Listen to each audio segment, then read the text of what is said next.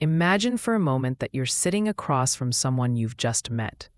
They smile warmly, nod at the right moments, and make you feel like they completely understand you.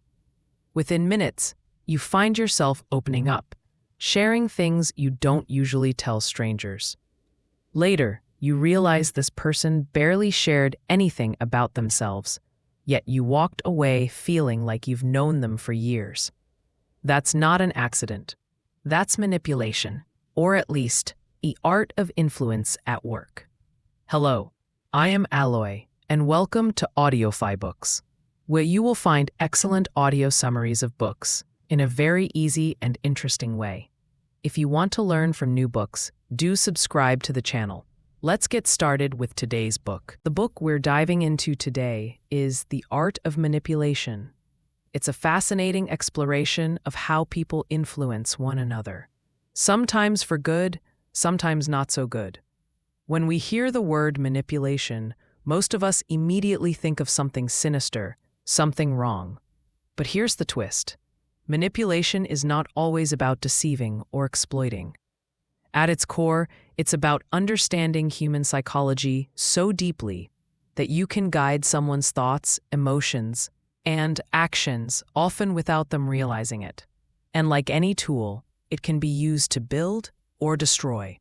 The author begins by making something very clear. We are all manipulators to some extent. Think about it. A child cries not only because they are sad, but because they've learned that crying gets attention. A job applicant carefully chooses their words to impress an interviewer.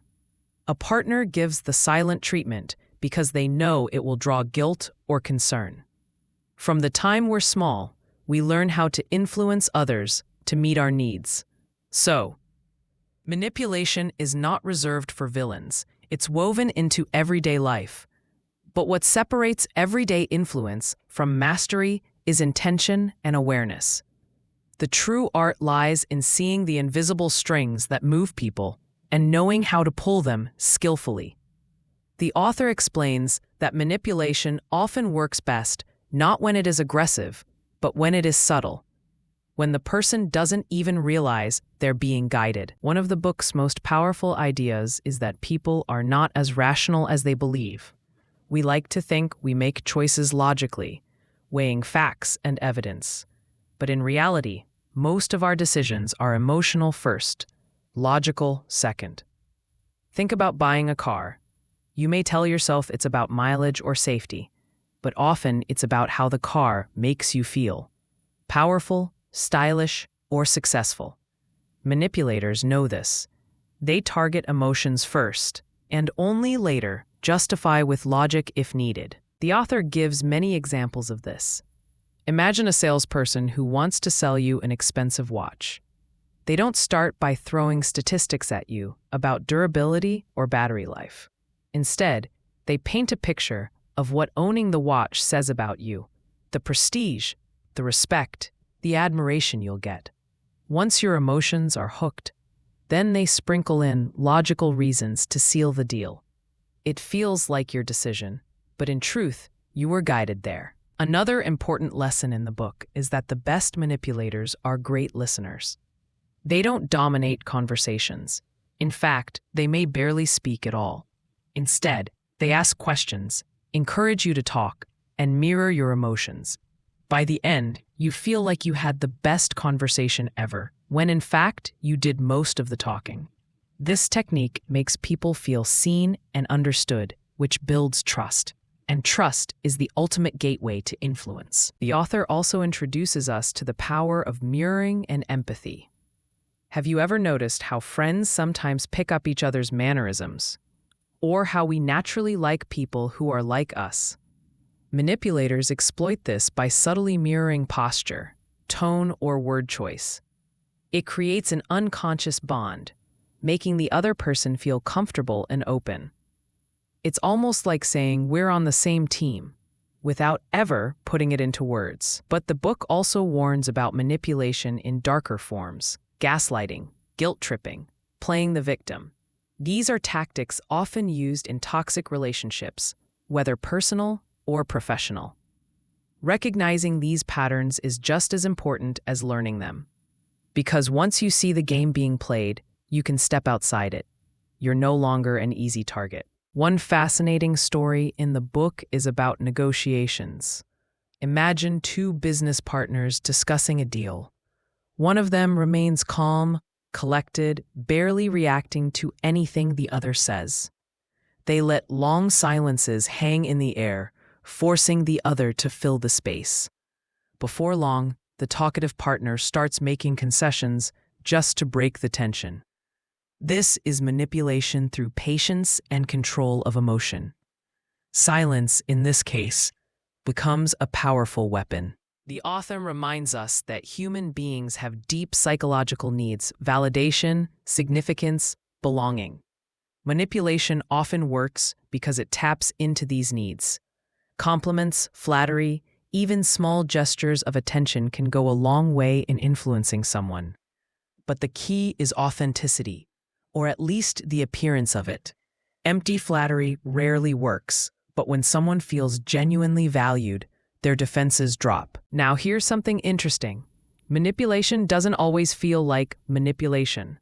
Sometimes it feels like love, like kindness, like support. That's what makes it so powerful. A manipulator can guide your behavior not by pushing, but by pulling, by making you want to act in a certain way. For example, instead of demanding loyalty, they make you feel so appreciated that you naturally want to give it. Instead of forcing obedience, they inspire admiration that makes you eager to follow. The book also explores the idea of framing. How you present information can completely change the way it's received.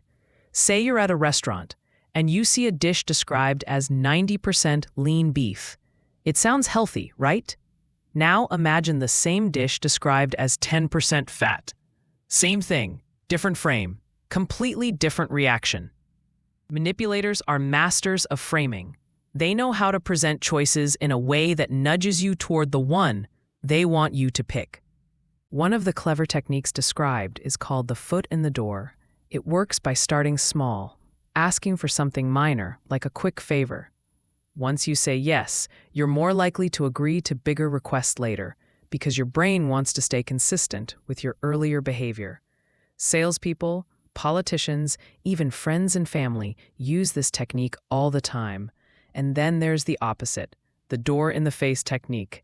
This one starts with a huge, unreasonable request, something you'll almost certainly reject. Then they follow up with a smaller request, which suddenly feels reasonable by comparison. For example, if someone asks for $500 and you refuse, then they ask for $50. You're more likely to agree, even if you wouldn't have given $50 at the start. It feels like compromise, but it's actually manipulation. What I love about this book is that it doesn't just teach you how to manipulate others. It also teaches you how to recognize when it's happening to you. Because let's face it, we're all being influenced constantly. Advertisements, media, politicians, even loved ones, all pulling at invisible strings. By becoming aware, you give yourself a choice: to resist, to accept, or to use those techniques yourself, but with intention. The author also touches on ethics. Is manipulation always wrong? The answer is no. In fact, persuasion and influence are essential for leadership, teaching, parenting, and even friendship. The problem comes when it's used purely for selfish gain, at the expense of others. Ethical manipulation, if we can call it that, is about guiding people toward outcomes that benefit both sides. Like a doctor convincing a patient to adopt healthier habits, or a teacher inspiring students to push past self-doubt. To drive the point home, let's imagine this. You're a parent trying to get your child to eat vegetables. If you say, "Eat your broccoli or else," that's control. But if you say, "I bet you can't finish these green superhero trees before I finish my carrots," suddenly it's a game. The child eats happily, and you both win. That's the art of influence, not through force, but through creativity. Another example, think about leaders like Martin Luther King Jr. or Gandhi. They didn't manipulate in the negative sense, but they influenced millions by connecting deeply to shared emotions: hope, justice, freedom. Their words and presence stirred people to action, not because they forced them, but because they inspired them. That's manipulation at its highest and most ethical form, guiding human energy towards something greater. As we near the end of the book, the author emphasizes self-protection. To avoid being manipulated, we must stay aware of our emotions in the moment.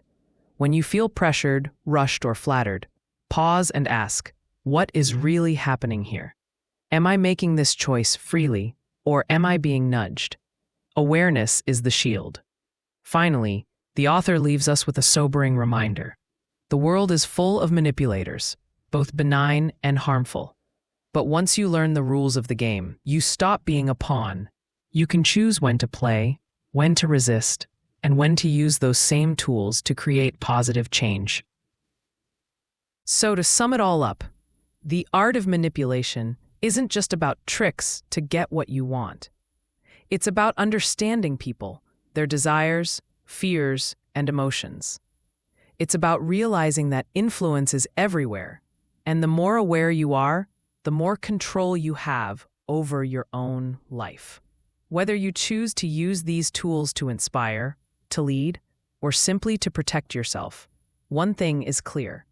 Once you see manipulation for what it is, you can never unsee it. And maybe that's the greatest gift this book gives you. Not power over others, but power over yourself.